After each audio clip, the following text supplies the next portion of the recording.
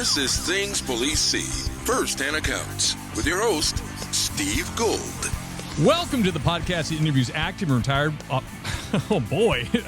active and retired law enforcement officers about the most intense, bizarre, and sometimes humorous moments on the job. My goodness, guys, you'd think I'd have it down by, I've done that over 200 times. I still can't nail it every time. Anyways, I'm not redoing it. This is like, I run it like a radio show. If I make an error, I'm sticking with it. Thank you for being here. Thank you, everybody, for finding the show and listening to the backlog. Just had a gigantic spike in downloads. I don't know what, so this happens once in a while. I'll just get this spike that's like 3, 4, 5, 10 times what I normally get. So apparently the show was mentioned somewhere or somebody got a hold of it and really had a bunch of new listeners just come through. So I appreciate that. If you are new here in this podcast, it's pretty simple. I interview active and retired law enforcement about their true experiences responding to calls and what it was like, unedited. They can tell you exactly what they experienced, how it affected them, what they really do out there, and it spans across the globe. I've had international guests, but mostly here in America, some in Canada, and it's just so you get a better appreciation for what it is the men and women of law enforcement are out there doing for us. So it's been a wild ride. I've really enjoyed doing this podcast. It's like 5 or 6 years now I've been doing it, and I get to sit down once a week and hear just the craziest stories that you would never believe were real, but I can attest to it that they are, because I am in law enforcement myself, and you just come across the weirdest, most bizarre, most intense things you couldn't imagine. And yeah, it's really been a blast, and I appreciate the rating and reviewing. I did get one review recently that said I don't have enough black officers on. I'm an equal opportunity interviewer. I would love to have more black officers. There's no filter keeping them out. I think I've had 4 or 5 out of like 200 plus interviews, but that's just because I've not been contacted by them to come on. So just to answer that for you, he gave me a negative review because I haven't, and like there's something I can do about that. There really isn't. So black cops out there, bring it on. Give me an email, steve@thingspolicey.com. Love to have you. Love to have everybody on. If you've been a cop for 4 or 5 years, and you got some stories, great. You don't have to have something going on. You don't have to have been on TV or or be famous or be a commentator on investigation discovery or any of that stuff. Really just coppers that have worked the job for a little bit. I know you're rolling around in your cruiser, you're listening, and you're thinking, I think I've got some stories I could definitely share, and believe me, you do. So I would implore you to reach out, because that's kind of how we keep it rolling. And there's been a little bit of a slowdown recently. So I used to have them stacked, ready to go, and people have kind of slowed down. So I would encourage you, if you yourself are law enforcement or former law enforcement and you have some stories, please reach out. And if you know somebody, encourage them. A lot of these older coppers are not, or just getting into podcasts or aren't aware, and they have a treasure trove of crazy stories, and it's very valuable for people to hear these, especially people young in law enforcement or thinking about getting into law enforcement. They have some great stories they're sitting on, and it would be fantastic to share them with everybody, because it really does create a positive ripple through the community. So that's my pitch for getting guests. So if you want to do that, email me directly or shoot me a message on social media. Follow me on Things Police See at Instagram or on Facebook or wherever, and we'll get it done. So anyways, our guest today, excited to have him. I've never had somebody that held the position that this gentleman held in law enforcement. We were just talking before he came on how it's such a variety across America, because the country is so big and sprawling, with districts set up all different ways and precincts and different specialties. So this gentleman coming on was a warrant investigator for the 1st Judicial District of Pennsylvania. He also has worked 14 years as a college professor teaching criminal justice classes. Also the co-author of the book Philly Warrant Unit, available on Amazon now. Without further ado, let me bring on the great Tristin Kilgallon. I said it right? Kilgallon. Got it. Yes, sir. Perfect. Brother, great to have you, man. I got to tell you, right off the bat, I got to hit you with a Kensington question. If you don't mind, because I am a person that is a big consumer of podcasts. I'm still on the job. Podcasts are a godsend to me. Like I do a lot of like road work and I do a lot of patrolling. So when podcasts started getting popular, I was like, man, these are all free. And you can just listen to any genre, any interest you have. There's plumbers out there with podcasts with 100,000 downloads a month because they talk plumbing. You know what I mean? It's really cool. But anyways, all that to say, I listen to a lot of comedy podcasts and a lot of kind of like bro comedy, like just kind of like 3 or 4 guys shooting the shit. A lot of these guys come from the Philly area or do comedy in Philly. And when Kensington comes up, I'm not a Philly guy. I grew up on Cape Cod, which is like an hour and a half from Boston. If anything, I'm a Boston guy. So I don't know the neighborhoods in Philadelphia. All I know is when they mention Kensington, it sounds like they're talking about like a post-apocalyptic area of Philly that's just disastrous. So what is up with this? Is it a village or? No, it's a neighborhood. So, Philadelphia's big city. I think we're the 5th or 6th biggest city in America right now. Yeah, it's huge. And you've got dozens and dozens of neighborhoods. I mean, there's so many neighborhoods. Sometimes you could be a native Philadelphian, live there your whole life, and you've never even heard of this neighborhood. There's so many of them. So Kensington is one that I guess, unfortunately, is well known for being ground zero for the heroin trade in Philly. And because of its proximity to I-95, which runs up and down, from Maine to Florida, essentially, you get a lot of people coming from out of state or upstate PA, and they come down to Kensington, hop off, right off I-95, and you can just walk down the street and buy anything you want. Prostitutes are on every single corner, any drug you can imagine, guns, whatever you want, it's all there. And a lot of times people will get at you and say, well, how come they just let this happen? And the answer is simply there's just too many people that are wanted. We'll talk about it later, I guess, but I had, statewide jurisdiction, but spent most of my time in Kensington because it's a neighborhood I was familiar with. I went to high school in Kensington, so I knew the neighborhood well. I saw it deteriorate. In the book, I talk about it like back in the 90s when I was in high school. It was still bad. It was a rough area, rough neighborhood. But what was it known for before it fell? Was it an artsy community or was it business? No. Or what was it? Well, Philly, it's one of one of the sad legacies of what used to be industry in Philly. So you had a lot of factories and things that were in these neighborhoods in the early 1900s, same as Frankfurt, the neighborhood where I actually grew up in. So these are all clothing factories and stuff like that, probably in our grandparents' era. So probably a lot of like Irish, a lot of Italian back 100%. In the day. Yeah. Philly mostly, you have Irish, Italian, Polish, Puerto Ricans and African Americans, obviously. And a lot of it depends what neighborhoods you live in, what different ethnic groups are going to be there. So if you head down to, Port Richmond or Bridesburg, where my mother lives, it's a lot of Polish people, or different neighborhoods or different ethnicities. And I think you've seen that over time. Now, some of the neighborhoods have changed as they've gotten worse. A lot of times the demographics change as people move and it shifts. But Kensington was at one point, probably in the early 1900s, very productive place, lots of blue collar jobs.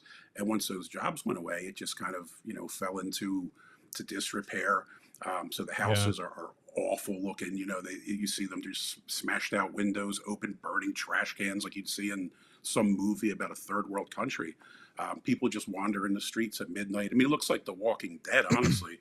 Yeah, I've seen some videos there, dude. I wouldn't want to walk 10 feet down those streets. It looks there's a lot of people doing that doper, like hunched over, like just like. Yep.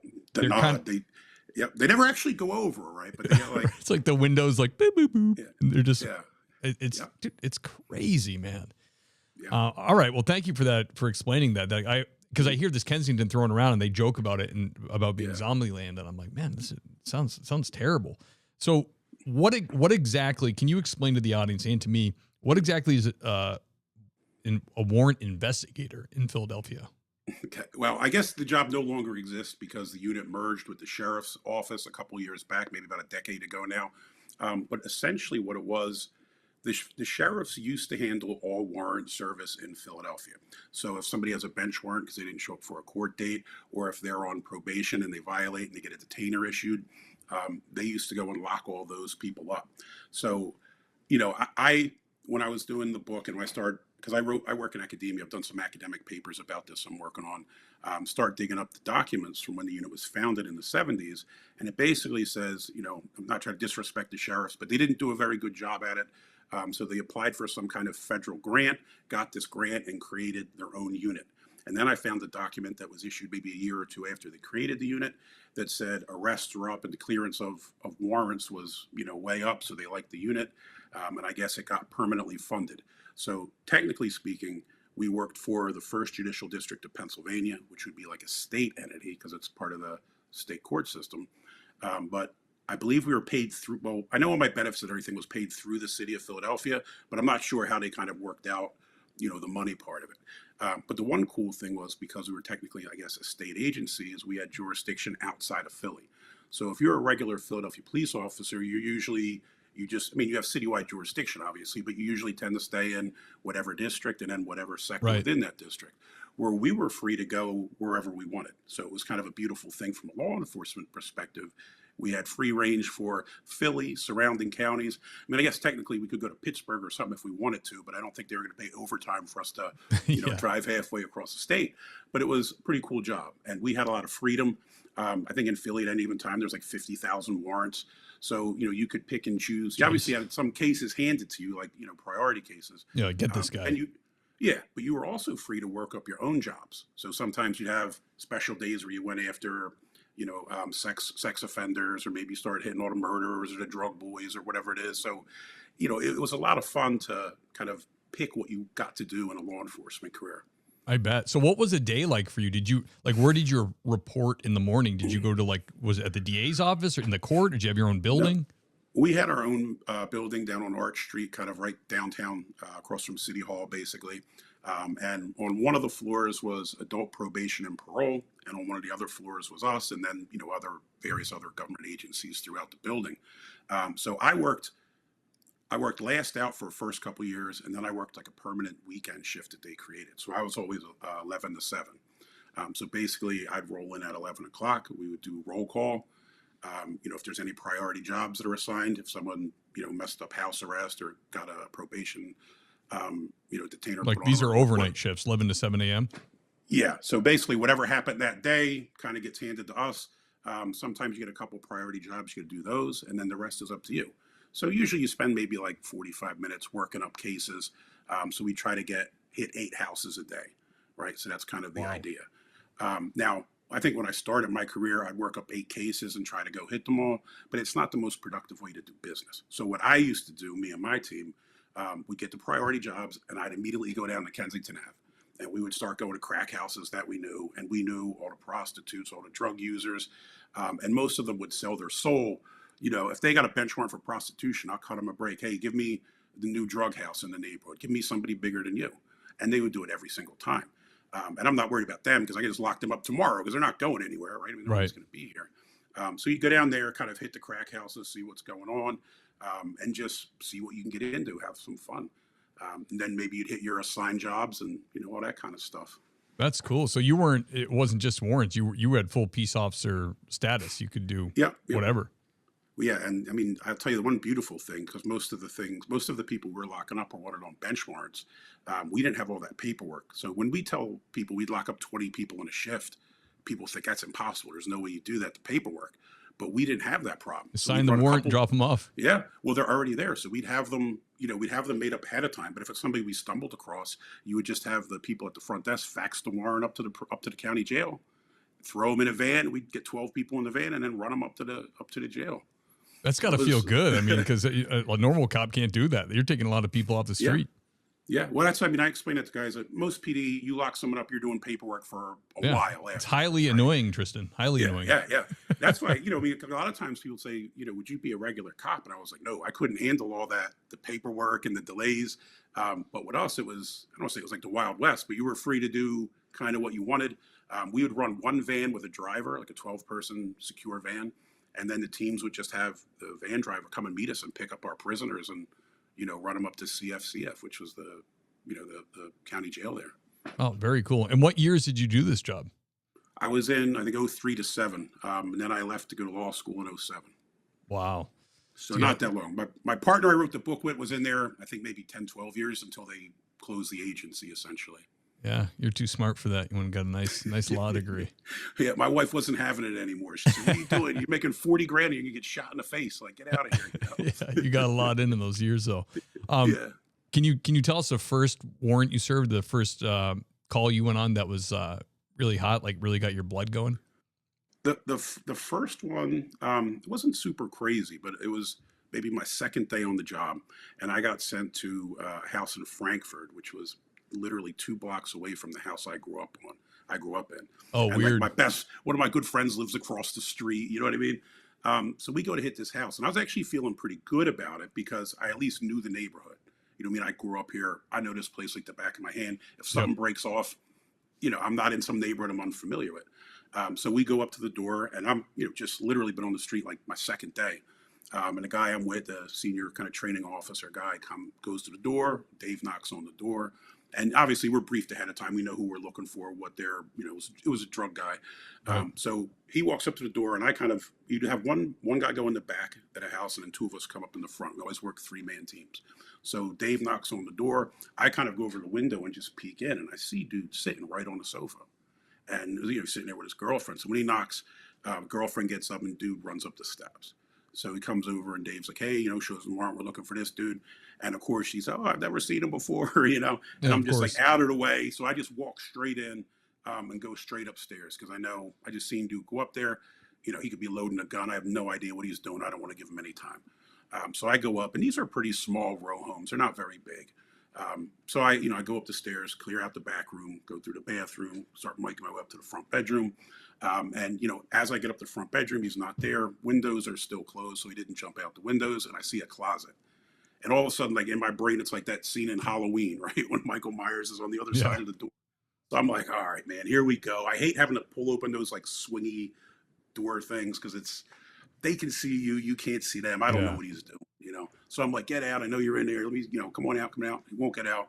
So then finally, I swing the door open, pull my gun up like right in his face, and the dude is sitting on pounds and pounds and pounds of marijuana, like a chair. There's so many of them sitting on it. There's guns in there and cigar boxes full of cash. And I'm just like, what?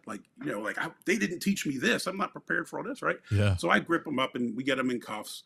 And we got to call in the narcotics team, which was pretty sweet. Again, second day in, kind of a neat thing to do. Yeah. So we went through the house with narcotics, ripped the whole house apart. They found all kinds of, at the trifecta, I guess, guns, drugs, and money. And it was like a pretty big case, especially I think for like my second day on the job. Yeah. And it was kind of definitely. interesting just seeing how the whole process worked. They took us up to up to their district, and we wrote up the search warrants to come back and rip the house up and everything. So it's not particularly hot, but it was, I think, a pretty big job for my second day. So Yeah, absolutely. I mean, that is, and you never worked patrol somewhere. You just went right to this unit. Yep. And you basically, they try to keep you in different neighborhoods, so we're not all on the same exact place. Right. But generally, I kind of state claim to Kensington pretty early. Like I said, I went to high school there, had a lot of friends there, so knew it pretty decent. So I just kind of stayed there. Other guys would go to South Philly or Southwest or Germantown, wherever they want to go. But it was it was fun. Yeah, that's cool. A buddy of mine was in the Coast Guard, and he was in Philly for a couple of years. He loved it. I guess he plays bagpipes, and I guess there's a big Irish culture there. Yeah. And he just loved Philadelphia. He wanted, the whole time he got moved out of there, he just kept trying to get back. He wanted to go back there. It's so strange for me. I'm in like Northwest Ohio now, and apparently there's like no Irish people here at all. So it's a little bit weird. Like I was in Ancient Order of Hibernians in Philly, and you have all these different Irish groups and everything. And I come out here, and I'm stranded. I guess there's not too many Irish people out here. That's crazy. Yeah, that's funny to think because the Irish are all over the East Coast. Yep. But like, yeah, you get to the Midwest. There's a lot of Germans. There's a lot of like Dutch and stuff like that. Yeah, I think there's some in Cleveland, but that's about it. The rest of the place is mostly like Scandinavians and Germans, like you said. But it's not bad out here. It's just strange culturally, I guess, that you don't have some of those same kind of ties that you do when you're on the East Coast. Yeah, absolutely, man. That's funny. That's funny to think about. Damn, that's crazy. So when you go into a scene like that and you get a guy in a warrant, then you have all this collateral. Does your unit just keep it, or do you call in the Philly drug unit? It depends what you're dealing with. Usually you'll call in the district, whatever district you happen to be in. And we work closely with Philly PD. So, a lot of times if they had a job, you need backup, you help each other, whoever's closest. Right. So, most of us knew other Philly cops. I mean, I knew a lot of the guys went to high school with me were Philly cops in the districts I worked. So if you needed help or you needed something, you usually call them in. To be fair, we didn't really get overtime if we got if we pulled a gun or something like that. They would just take us off night shift and then make us work day shift to go to court. So if there was a gun or something, the Philly PD guys would get overtime for it. So, I didn't want to take it off night shift. And if he gets overtime, I'll gladly hand him the job and let him take it, Yeah. And they would do the same for us. If they Yes. picked up someone on a warrant, they just call us up like, hey man, I got this dude, meet me over here, and you come and get him. That's great. Yeah. It keeps everybody happy. Yeah. Everybody Absolutely. eats. Yeah, absolutely. Can you describe the most strange or most bizarre thing you dealt with serving warrants? Yeah, it's kind of a pretty neat one. Philly's, again, big city. One of the very cool things about Philadelphia is a lot of times there are, different events going on in the city. So, you can stumble across some weird stuff. I worked down South Street because normally we'd start at 11 at night. So we'd eat our lunch kind of at the beginning of the shift, get some pizza or something. And you'd meet all kinds of folks like pro wrestlers, football players, baseball players kind of walking around. So that was always cool. Craziest thing, though, was Kensington Avenue. Me and my teams coming down Kensington Ave from Frankfurt, so kind of heading down to Ave. And all of a sudden, this is probably like 2 a.m. or something, right? And the whole intersection is just lit up like it's daytime. And I'm thinking, like, what happened? Is it like the crackhead Olympics? Like, what's going on here? What's all the lights? And my team's getting excited, like, all right, guys, let's get ready to jump. Once the driver gets up, we're hopping out on this to see what's going on. And as we get closer and closer, you kind of notice this isn't like, some normal drug-related activity. Something's going on here. So we get a little bit closer. We stop the car and hop out, and we kind of notice there's guys in like red high-vis vests, like security kind of dudes. But it was funny, when we hopped out the vehicle, they all took off running. And I'm like, what the heck is going on? So as we get closer and closer, we kind of realize there's something being filmed here. It's like a TV crew or something, like a movie crew. And we get a little bit closer, trying to check out what's going on, and standing in front of us, like 5 feet in front of us, is Sylvester Stallone.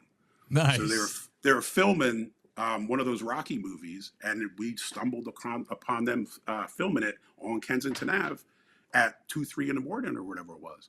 And it was pretty cool. Like, I don't know, I'm gonna say I was starstruck, but like, you're like, this is not what I had thought it was going to be, right? Like, this is now Sly Stallone is right here.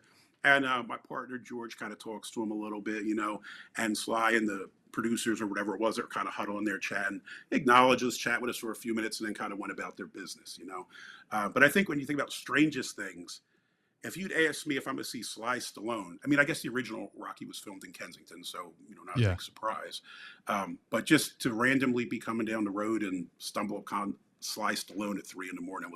was pretty strange for me, I think. Yeah, that's cool though. I mean, that must have been like Balboa or something, like the last one he did. Yeah, I think it was the Rocky Balboa one, I believe, because they had the one corner bar. I think they turned it into, what was it called, like the Flaming Sevens or something like that. I forget what it's called, but that's kind of like right down by Kensington. I think kind of where it starts at Front Street, but wild, That's cool. Yeah, there's a lot of Philly pride in those Rocky movies. We recently let my kids watch. We watched all the Rockies from 1 all the way through, and I forgot how great they are. Especially the first one that he wrote it. He starred in it. He got an Oscar.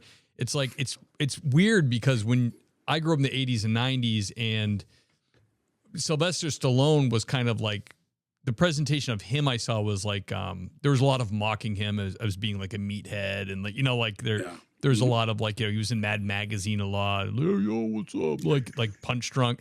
But the guy is actually really, really brilliant. Like, he's a very, very smart guy. And what we really liked about it too is every one of those movies has Christian undertones in it. And we're Christian, so it's like his faith was like really important to him. And he has the Father throw down the blessing and all that stuff. I mean, they really were, as we rewatched them like 3 or 4 months ago, and I was like, there's a lot of really good moral, like, the character of Rocky is very moral, very righteous, and very humble, Yeah. And I didn't realize that. And there is like, every time they showed it, there was obviously was shot all over Philadelphia. It made me want to go there. I'm like, man, the city looks, I mean, Philadelphia, I think that in Greek, I think that means a brotherly love or something, right? Yep, city of brotherly love. I mean, I'll tell you what, we were in training was really cool. Like, we'd run downtown, And often, like our training classes would run the Rocky Steps. Like that's part of Yeah. your. And I don't care who you are. When you run up the Rocky Steps, you're like, all right, man. I feel a little bit like I got a little bit more in me now. You got to that I'm dance running around up at the the stairs. top. Like, Yeah, it's glorious. I mean, and honestly, Philly's. You're from Boston. I mean, these are the two major cities that kind of started this country. So there's so much cool historic stuff downtown too. And when you're working nights, there's no traffic. You can just cruise over and check out Ben Franklin's grave, and there's nobody around so but you. cool. Really, it was always kind of cool to see those things. Absolutely. Yeah. I've had friends from the West Coast come out here and go to Boston, and they're like, this place is like Europe. I'm like, really? They're like, yeah, the cobblestone streets, the Freedom Walk, where Sam Adams came out and John Adams. And I guess you just take it for granted because we grew up there. But, when you grow up in the West Coast where the town center was master planned, and this town center is a Sears and Roebuck with a bunch of other stores. You know what I mean? There's no, the oldest building is, 70 years old. When they come out here and they're like, oh my gosh, this was built in the 1600s. They can't believe it. And it really does feel like it's very European the way these cities are. Yeah, I enjoy them. I'm a history buff, so I guess I kind of I enjoy that part of it too. Yeah. No, what's cool? Do you ever see the breakdown of how the Boston accent came from the British accent? That is fascinating to me. I'm a big fan of linguistics. I mean, I remember there was a documentary called "Do You Speak American?" about all the different dialects and things. Yeah. That's really cool stuff. Yeah, I saw somebody break it down and how they like went through the accents over time, and how it was like the Boston accent was basically like almost like a Cockney, like a lower class British accent, and that's kind of what they were left with. But it was all derived from the British accent, and I never even would think that, but it makes sense because the British were here, and they were all from England, so it totally makes sense. But yeah, that's really cool, man. That poor Kensington, brother. I mean, I'm glad Stallone is still showing it some love. That they probably had to clean the entire block. They're probably like, all right, get the city out here. We got to make this look not like a war zone. Well, what's funny, the guys that ran away with the vest, I didn't mention this, they'd actually hired like local people, but I think half of them had warrants. So the minute they seen us, they just, they jetted and scattered and abandoned their posts, which was just, made it a little bit funnier. Very authentic. Yeah. That's too funny. Tristin, can you tell me about your most intense or terrifying call that you dealt with? Most intense. I mean, this is going to sound weird, but I mean, the nature of the jobs we did, there was a lot of kind of intense jobs. I mean, a lot of these people are murderers, big time drug dealers, a lot of them with gun charges. And you're hitting some of the worst public housing buildings in the city, some of the worst neighborhoods. So like everything was kind of hot. There was never a day where you're like, all right, it's going to be an easy one today, right? It's all going to be just what craziness is going to happen next.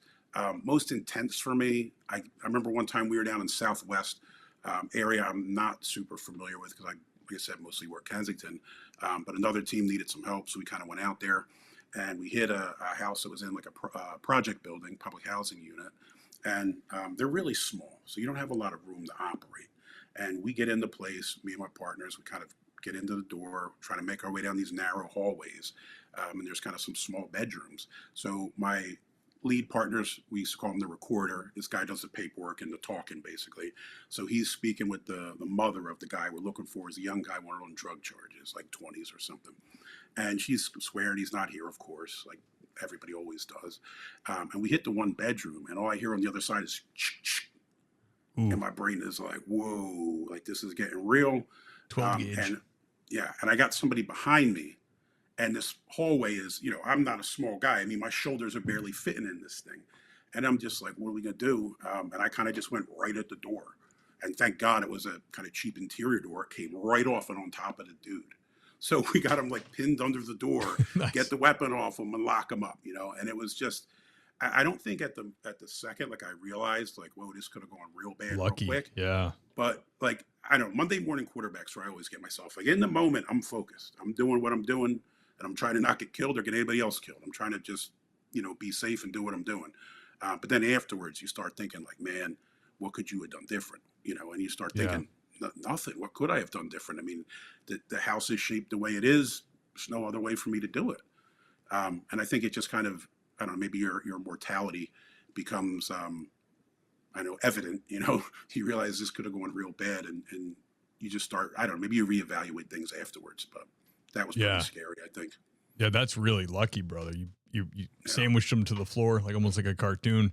Because 12 gauges. I mean, it almost doesn't matter what he's got loaded in there. At 12 gauges, bad news, close quarters. That would have been bad. I'm sure you didn't tell your wife about that one. I'm sure. I honestly don't tell her any of the stuff. She asked me, I said, just read the book. You can hear about some of it. And she started reading. She's like, you never told me this. I was like, yeah, man, because I don't want to. I know you're already worried. I mean, I don't want to make it worse. Right. I'm sure your wife or whatever, you go through the same kind of things. If a cop gets shot and you're home late, you're not home on time, they start wondering what's going on. I mean, maybe now with cell phones, it's a little bit better. You can, easily contact them. But I mean, I know my wife would sometimes, if I'm stuck up at the county jail and counts on, I'm stuck there an extra hour or two, and a cop gets shot in Philly or something happens, they're worried. So I used to keep it to myself. I figured there's no point worrying her over this stuff. Yeah, it's a tough, it's funny. It's double-edged. Like I hear from some guys what you're saying, which makes sense. I hear from other guys that they do share a lot with their wife because it helps them, kind of like offload it. Maybe not right away, but like after it's been over for a while, they'll share it to help them with their mental health. But it is a really hard choice to make because you don't want to riddle that person with worry.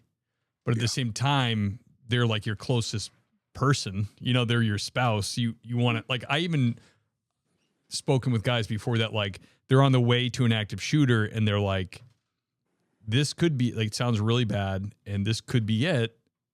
My wife and kids are home. Let me send a text like, I love you. I'm going here, blah, blah, blah, blah. And then, of course, the wife is like destroyed, like, because there's a huge question mark. She has the news on. She sees it on the news and is kind of like, that is so tough. That is, I don't know which one is right, but I think sparing your spouse is very gracious. I mean, you're 100% right on the sharing. Like, it's one of the things, advice I usually tell people is, you have to decompress, you have to debrief, you have to talk to somebody about this stuff. Right. Now, I didn't share it with my wife, but my team was pretty tight. We did some dangerous stuff, so we were like family, honestly. I know people say that, but we really were. So usually Friday when the shift's over, mostly a lot of people would come over to my house. So this is like, our shift ends at 7 in the morning. Well, So choir practice. Well, we're drinking beers in my yard at 8 o'clock in the morning and decompressing. And, my wife's like, what are you doing? And all you guys do is tell the stories. And you're like, yeah, because you have to talk about it with someone. And in my mind, the only people that could really understand it are the people that have been through it, the people that were standing next to you when this happened. I know there's kind of a macho field and there's sort of this, I guess, a lot of people think it imperative to say nothing and just keep it inside and be strong. But you really got to talk to someone. And if it's your wife or, someone close to you, awesome. If it's your coworkers, awesome, whatever it is, right. If you got to go talk to a mental health professional, do it. When I worked, we were afraid to do that because you'd be afraid they take your gun, take you off the street, right. and think the guy's having some psych issues, pull him. But whatever you got to do, talk to people and keep your head straight. So you're good on the job, good for your family, all that stuff. Yeah, you're 100% right. Talk to somebody because it does help a ton. And I guess to your point, you just have to know your spouse. Like if they can't handle it or it's going to destroy them, then you editorialize what's going on and you talk to somebody who can handle it. That's just what you do. No one knows your spouse better than you, so you tell them what you can. Then you become an attorney and years later and write a book about it and have her going, what the hell is this? Yeah. Well, that's kind of the funny thing. Like she'll read this stuff. She's like, you never told me any of this. And I thought, I didn't think you'd find it interesting. Right. Right. I'm sure in her heart of heart, she appreciates that. Yeah. She has to. Absolutely. Tristin, do you have a positive or heartwarming encounter in your years serving warrants? I will say I didn't have a whole heck of a lot of heartwarming ones while I was doing it. In retrospect, now years later, I think I see it, and I'll tell you one of the kind of amazing things to come out of writing the book was we start obviously you're doing some promotion and stuff. So you have like a Facebook page and all this and that. And a number of the girls that we had actually arrested that were prostitutes down there, I mean, heroin addicted, prostitutes, finally turned it around. They got their lives together, and they're now like Facebook friends with us and saying, hey man, thank you guys. Like, I mean, I didn't realize at the time, but putting me in jail is exactly what I needed. It got me the help I needed to get cleaned up and get off the streets. And I think a lot of that stuff makes me feel good. Like, I mean, it's 20 years later, but it makes me feel good knowing there was some positive work to come out of this. Because honestly, when you work somewhere like Kensington, it can defeat you really easily. Oh, because you could lock up 100 people tonight and it wouldn't make a dent. And the way the justice system is in Philly, they'd be back on the streets tomorrow anyway. Right. So sometimes you feel like no matter what you do, it's not worth it. But just knowing that you were able to help a couple of people, I think makes me feel better about what we did. And maybe makes putting your life on the line every single day for years on end, makes it worth it. So I think that's probably the most positive thing I've seen.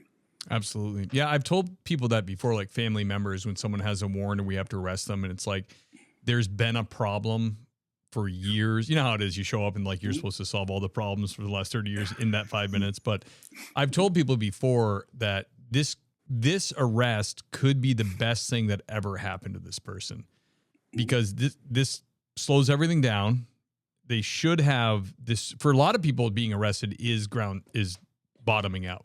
Not all people. A lot of people have to do it 24 times. But for a lot of people, being arrested when they have an issue that's been coming to a head for years is an opportunity for everybody in their life to address it with them in a loving way, because you've been arrested. This isn't us telling you have a problem. There's other people that have noticed, and now you've been arrested. And also it's an opportunity for the legal system to be involved and to order some treatments, because you can advocate through, with the court and to try to get, and DAs all around the country now are very open to creative sentencing type stuff where if it's like, a first or second offense and this person could benefit from some kind of rehabilitation, they'll go that route. They'll help you out, but it like I try to tell people, like, this isn't the end of the world. This could be the best thing. I mean, I know everybody screams and shouts getting someone involved in the legal system is bad. Not always. Sometimes it's exactly what they need to get on the path, Yeah. I mean, we have a good friend, a guy me and my co-author Mark grew up with, lived on the same block as Mark, block away from me, and got bad into heroin. Same thing. He was down in Kensington working as a pimp, and buying heroin, selling heroin, using heroin. Yeah. Really, really bad, where his mother would call up, my partner Mark and say, hey, look, can you guys go lock Pete up? And, we did it a couple times, and, he relapsed and got back on the streets, but now he's doing good. He's got his life together. He's married. He's in contact with his family and his daughters again, working. He's been clean. And sometimes, awesome. It doesn't always work out that way. I mean, honestly, it's a rarity. But when it does, it's just good to see people get their lives back together, especially if it's somebody that's close to you, like your friends or family. Yeah, absolutely. Well, God bless them. That's great. Mm-hmm. Tristin, a popular question on the show is advice to new police officers. People who are they're in backgrounds, and they're looking if they're going to want to do it or not. And I say it all the time, but it's true. I get emails of people that hear you guys tell your stories and they decide to actually do it. So what advice would you give to someone getting into law enforcement now? Well, I mean, I think I had three things like I'm kind of thinking of here. One, we talked about a little bit already. Talk to somebody. You can't just keep this in your own head and deal with it by yourself. I've always been very good at compartmentalizing things. So when I go to work, I put on my uniform. This is me now. I'm locked in. When I go home, I'm a different person. When I go play basketball with my buddies, I'm a different person. But you gotta be locked in when you're on the job for your own safety. But you also have to deal with the things you see. And, the worst part of the job for me is the stuff that you see. And I'm sure, you've seen everybody else who's done the job. You see people that are, we see people that are OD'd. You'd see people that are murdered. I saw a guy get hit by a train. That's not particularly fun. Ooh, yeah. And the worst part for me, I think, was always seeing kids in bad positions. Like, this is going to sound really callous, but if someone ODs, I view it like, you did it. It's on you, buddy. Like, right. I feel bad for your family, but you made the choice, and this is You're what an happens. adult. Yeah, but when you'd see children in them positions, I would get really angry, especially because I had kids like the same age. Yeah. And you just think like, man, this is rough. Like I can remember seeing young children crawling around on the ground in a house the whole floor was covered in. You know when people eat crabs, those tiny little swimmer leg things, like on the back, all over the floor, littered with them. You could see the ground moving from cockroaches and fleas, Oy. and this baby crawling across it in a dirty diaper, covered in bites. And we try to get family services involved, and basically I hate to say it, but they're pretty useless. They don't really do much. But when you see stuff like that, you're like, my God, man, how can someone let this poor defenseless baby be in this spot? When you see stuff like that, it does take a toll on you. And you have to just figure out some way to vent, some way to deal with it, some way to keep yourself mentally healthy, which I guess leads to the second thing is take time for yourself. I know a lot of guys that never take days off, never, you go in hurt. I myself did this. I tore my shoulder up, my rotator cuff, in a fighting some guy high on PCP. They're put you on day shift to do physical therapy and rehab. And I don't want to do that. That's not what I signed up for this job for. It's not to be in the office messing with a rubber band to get my shoulder better. So I say, I'm fine. Get me back to work. And the work comp doctors want me back to work, so I went back too fast and my shoulder's still ruined to this day.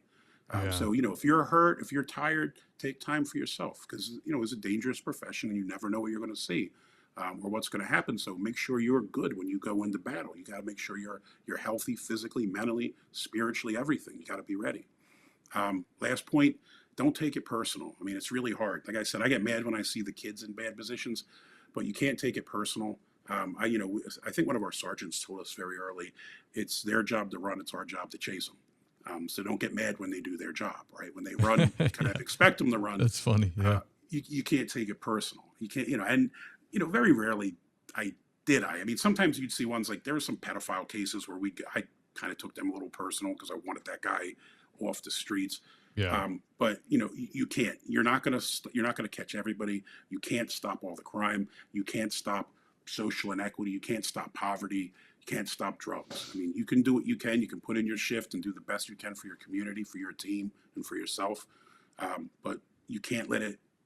I don't know. You can't let it eat you up where you're just spending all your time at work and thinking, where's this dude? What am I doing? How am I going to find him? You gotta separate your work and personal life. Yeah. I remember hearing a long time ago that there was this movement to be empathetic and have empathy for everybody, which is not bad, but for cops, it makes more sense to me to be sympathetic and be careful with the empathy thing, because empathy is you putting yourself in their shoes all the time. And if you're a sensitive person and you're always being overly empathetic, it becomes a detriment to doing your job. Like, because you know what I mean? If you're always putting yourself in their shoes and totally, it really becomes hard to enforce the law because it's like, you feel like this is unfair. You know what I mean? And it really bothers you mentally. You can't compartmentalize those things. But I think being sympathetic to somebody is fine, but being overly empathetic is tough. It can get in your head and screw you up. Mm-hmm. Yeah, I mean, and you're right along those same lines. Treat people with respect. There's going to be a time when you got to throw hands. There's going to be times when you got to do physical things and maybe things you don't want to do. But up until that point, try to maintain control. Try to maintain your discipline. Be respectful. Do all those things. I worked with guys that were quick to throw hands and they elevate things. I always looked at it like I'm not getting paid any extra. I understand I'm going to get in a fight here and there. It happens, no problem. But if I can get through this shift without extra paperwork, without having to get punched in the face or punch somebody myself, that's a bonus for me, right? I'd rather not do those things. If you come at people kind of here, they'll meet you there in most instances. Sometimes people are nuts and they want to fight you the minute you walk in the door, and there's not much you can do about it. Just because of who you are. Yeah. But I mean, honestly, it's even a life-saving thing. I've had situations, me and my brother were at the bar at the corner of my block, and it's just Saturday afternoon watching a football game, minding our business. There's nobody there really. And some guy buys me a drink, and I don't know who it is. So he starts walking down the bar. I immediately start reaching in the back of my pants for a gun, right? Because I'm like, who's this dude? And he's like, no, it's cool. And I was like, I'll decide if it's cool. Like, who are you, man? And he's like, you don't remember me? I said, no. He said, you locked me up a couple weeks ago. And then I start reaching for the gun again, right? So I'm like, all right. And he's like, no. I just wanted to say thanks. You were really cool when you came in. I mean, imagine I'm showing up at your house at 3 a.m. I'm catching Yeah. you asleep. You don't know what's going on. Your kids are running around. Your wife's, asleep or something. And we were cool with the guy. Let him get dressed. Let him give his wife a kiss. Whatever you got to do, get out the door smoothly. And if I could do that and it gets you in the car and it's easy, I'll do it every time. But I think we encounter so many people, you don't always remember them. They remember you. So if you're nice to somebody, it might save you down the road, right? I mean, imagine if I just gripped him up by the neck and threw him in the car. He might have been coming up to hit me over the head instead of buying me a drink. So Yeah. I don't know. That's great advice. Absolutely. My dad used to say that. He'd say, just treat everybody like a gentleman as much as you can, and you'll know when it's time not to be nice anymore. Like it will be obvious, but especially me, I've always worked in smaller towns. It's like, I just see these people at the grocery store. You know what I mean? Like I'm with my family and there they are. And, that was kind of my father's point. He's like, just be a gentleman. You know what I mean? As much as you can. And when it's time to not be nice, it will be obvious, Mm-hmm. Yeah, I mean, I've always thought it must be so hard for you guys in like smaller towns where you actually know everybody, because they know where you live, they know all those kind of things. It makes it a little bit rougher, maybe. But at least the city, you do have a little bit of anonymity, maybe, as opposed to if you're the only sheriff in a small town or something. Yeah, there's a lot of trade-offs all the way down the line where it's like, all right, so you work in a rural area, so it's not dangerous all the time. But when it is, you're alone. And you can be alone for a while. And then it really, really sucks. In the cities, you usually have like a pig pile, like a team of guys are with you. Oh, yeah. But you're doing it all the time. In the city, it's just call to call to call. You sign on for roll call, and it's like, we got 30 on the board. Boom, go. So there's that trade-off. And then there's like you're saying, the identifying you thing. Like everybody knows where the local cops live. If they really have a big problem, they know where to get at you. And there's only so many grocery stores in the area. You know what I mean? Everybody's kids go to the same schools. Like, it's much different. Like when I worked for Los Angeles, City of Los Angeles as a background investigator for the LAPD for a couple of years. I made some wonderful lifelong friends there. And I used to tell those guys that like were, retired LAPD, robbery homicide dudes, like just badasses.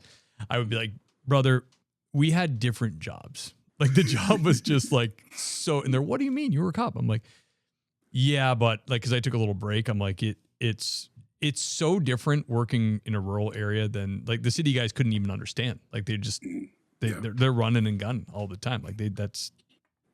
Well, I got a lot of students now that are like sheriffs in these small counties in Ohio, or they're working in smaller towns.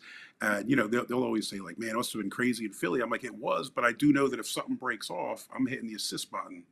And there's 300 people charging to this scene in the next minute and a half. I mean, I only got to make it a couple minutes and someone's going to be here to help me.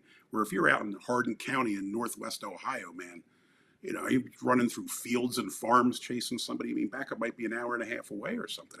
To me, that's terrifying because it's you and you're alone. And that, I don't know, that scares me more maybe than all the concentration of violence and guns and things you run into in a city. Yeah, it's totally different. It's interesting. Like we were talking before we came on, like it's just law enforcement across the country is like, they're like different jobs, it's crazy. Yeah. They're all similar, but different. Tristin, let's talk about the book, Philly Warrant Unit. You had a co-author here, Mark Fusetti. Is that right? Yes, sir. He was actually one of my best friends growing up. We both grew up basically on the same block, essentially, in Philly. I grew up on Bridge Street. He grew up on Granite, like right behind me. Oh, nice. And I actually got him into the Warrant Unit. I think I was in about a year and said, yo, come check this out.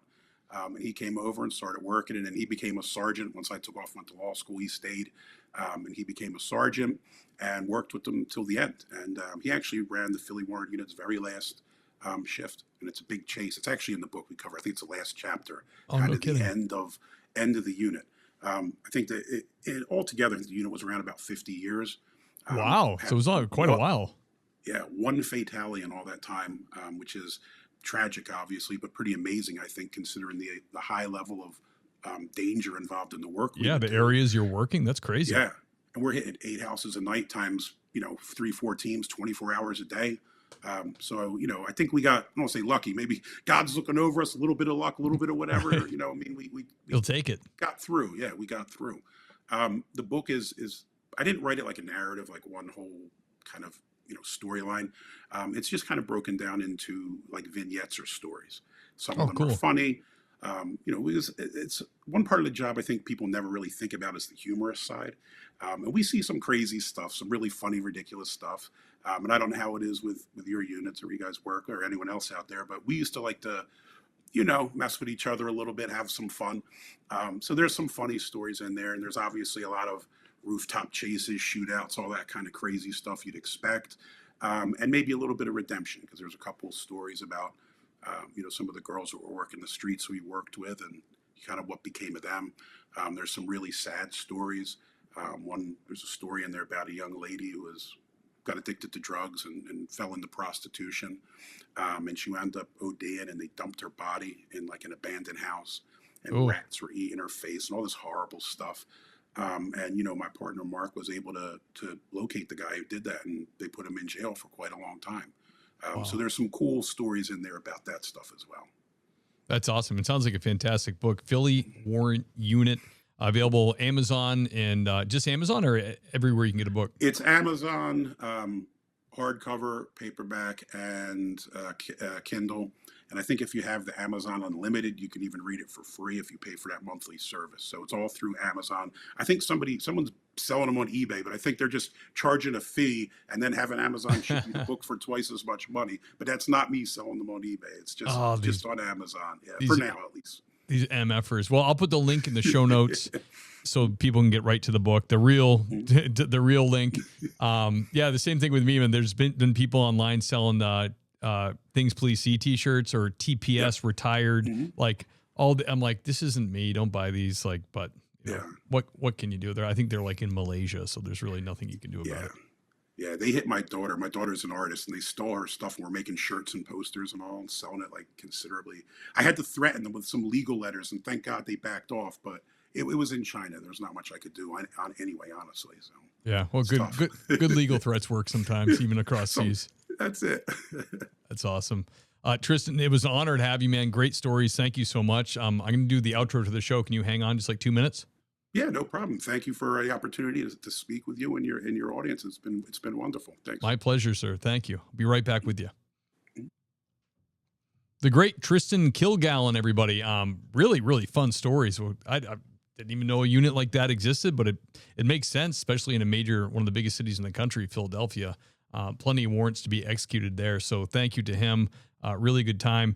This is a time in the podcast where I thank the Patreon sponsors. This is if you join the Patreon and you do Sergeant or above, you will get a shout out on the show. Who I'm talking about is these are the lieutenants, the great and powerful Andy Biggs, Kyle Roberts, Lieutenant Kyle Roberts. Thank you, sir. Michael Roach Machines, AI Solutions. Check him out. Now to the sergeants, Lane Campbell, the handsome Lane Campbell, Gary Steiner, Adam Mihal, Tony Fahey, Seth Wright, John Shoemaker, Lauren Stimson, everybody, Jason Lau, Sasha McNabb, Sean Clifford, Tammy Walsh, holding it down dispatch. Thank you, Tammy. Greg Gadboy, thank you. Iceman from Motor Cop Chronicles, check out his podcast. Thank you, Iceman. George Tessier, love you, buddy. See you at church. The great Dennis Carrasquillo, everybody. Scott Young, Dan Carlson from Burley Boards, amazing woodworker. Check him out on Instagram. That's Burley Boards. Doug and Kelly Newman, love you guys. Yeehaw! Hope you're having a good time in Wyoming. Raymond Arsenault, everybody. Richard Tolles, keep on trucking, my man. Stay safe out there. Elliot Sykes, everybody. Brad Thompson, Nancy Hammond, ladies and gentlemen. Clark Luckoff, thank you. Adam McMahon, Sheriff Ronald Long, thank you. Zachary Fleet, the great Jason Labrie, everybody. George Carey Otis, thank you. Dylan Mosher, John and Aaron Kate, love you guys. See you at church. Lisa Gano, thank you. Sherry Finch, thank you, Madame. Gabriel Decknop, ladies and gentlemen. Eric Smith, everybody. The handsome and venerable Eric Smith. Jackson Talton from Black Box Safety. Check them out. Thank you, Jackson. The great Marcus Johansson, everybody. Brett Lee. Cale Oswald. Thank you, Cale. Guys, the list is long, and I appreciate that. Thank you so much. If you love the show, you've heard all the free content, and you're still listening at this very moment, that is truly amazing. You can join the Patreon to support I love that and I appreciate it. But I will see you guys next week. Thank you.